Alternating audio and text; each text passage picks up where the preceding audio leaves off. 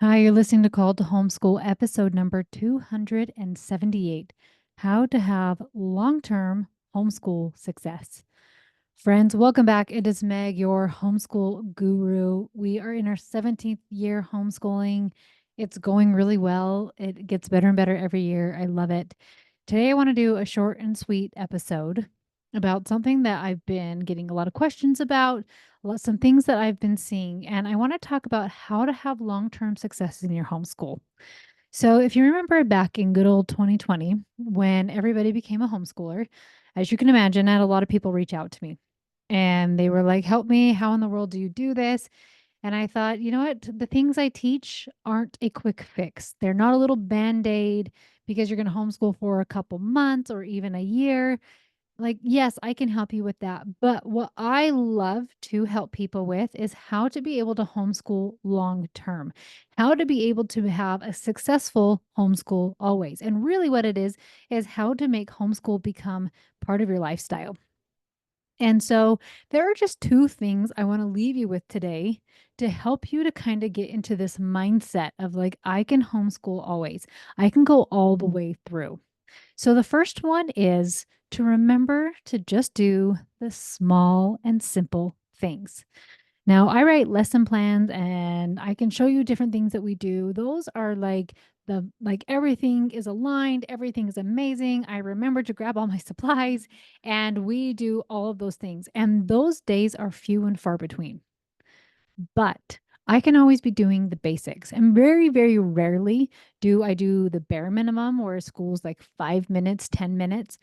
But so I'm usually somewhere in between of where we are at least getting together and doing a read aloud. We're doing some math, we're doing some language arts, we're doing just small and simple things.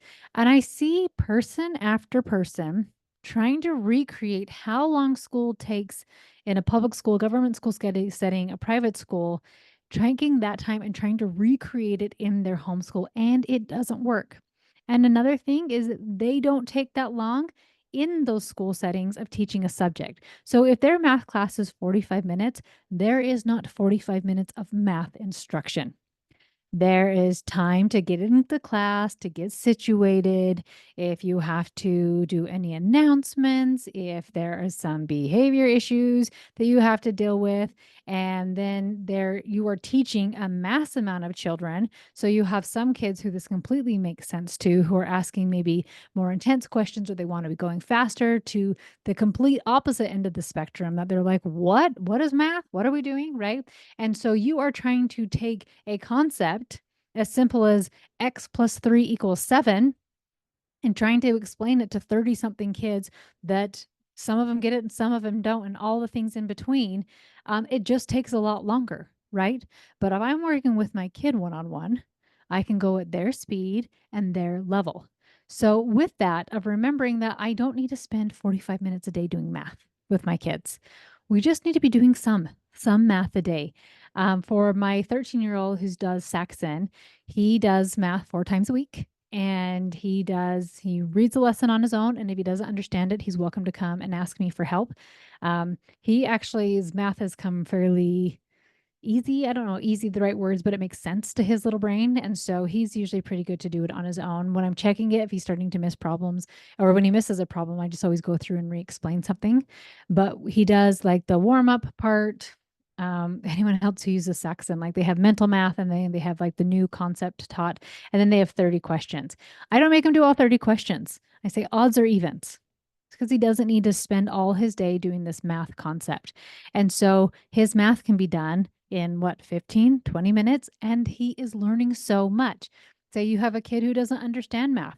Throwing more math at them is not going to make them understand math. But if you make it really fun and you play a lot of games and all of a sudden they're like, oh, math makes sense, then their little minds are open, that you can still be doing it for 15, 20 minutes and they can still be incredibly successful. Same with language arts. Language arts does not need to be 45 minutes, does not need to be an hour or anything longer than that. Their little brains cannot sit there and just consume information on repeat, just like an adult probably cannot either, right? So you can do 10, 15-minute lessons with language arts, even less if it's a younger kid, right? If it's an older kid who can do it on their own, it still doesn't need to be very long.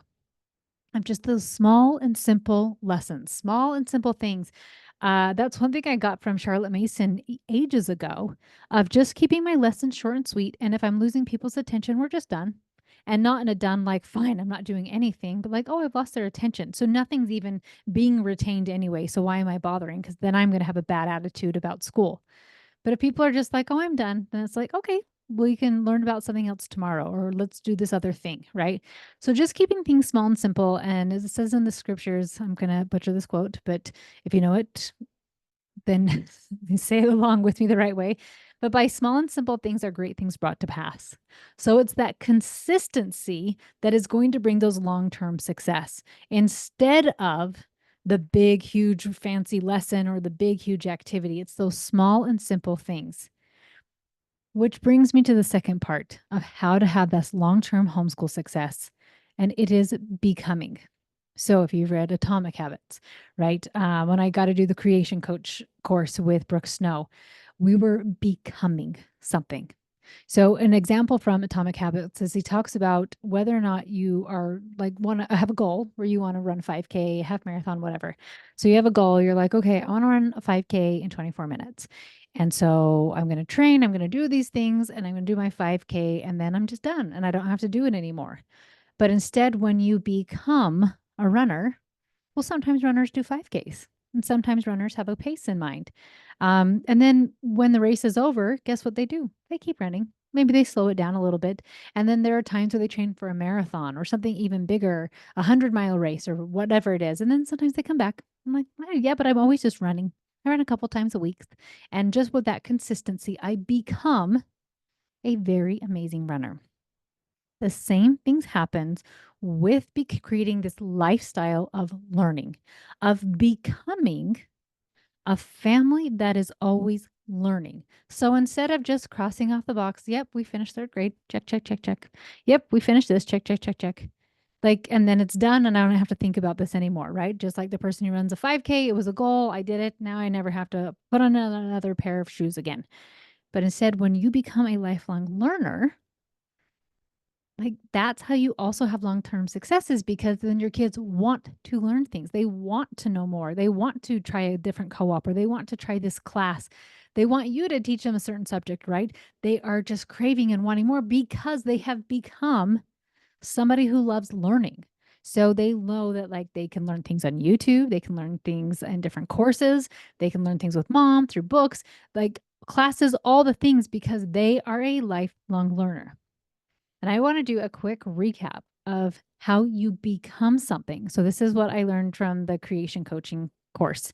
So, to become something, it starts all with what you say, of really seeing yourself as that person, right?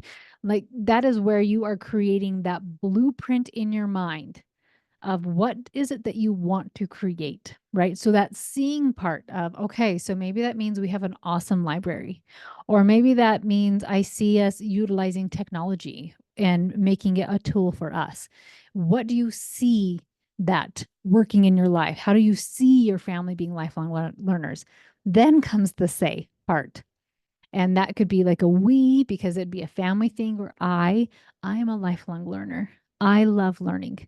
I love sharing, like I love making homeschool a lifestyle. I love whatever the I statement is, or if a family, a we statement, right? Like this is who we are becoming. We're going to say this. And then from that say, we need to create a feeling. So if that feeling for me would most likely be excitement, right? Like, yes, I love learning. This is so stinking fun. Maybe it's a determination. Maybe it's joy. Maybe that's what you're seeking. Happiness, whatever that is, of that feeling that then drives those actions. And those actions will be those small and simple things of consistently doing your homeschool, of consistently looking things up. And maybe it's even when your kids, especially little kids, ask so many questions. Why is this way? Why is there wind? Why is this? What color is that? Why are we doing this? Right? Like so many sinking questions. So maybe that consistency is like, oh, let's look it up. Oh my goodness, I have my phone right here, right now. We can ask Siri, we can ask Google, we can look it up right now. Right. And so doing those little things, those small and consistent things. So you do see, say, feel, do on repeat. and eventually you become. You become that family that just homeschools always, that family that can figure out the different trials and obstacles that pop up with homeschooling. You figure out things when a kid's like, I want more of a challenge. I'm ready for this. Like, okay, let's figure out how. When all these things pop up, you have become this lifelong homeschooler. You have become this person who loves learning because you've seen yourself do it. You've sane, that's not a word, said the thing that you want to become. You feel that feeling and you do the stinking actions so that you can do it and become it. And as you do these things, you will have long-term homeschool success. Friends, love you all so much, and I will talk to you next week.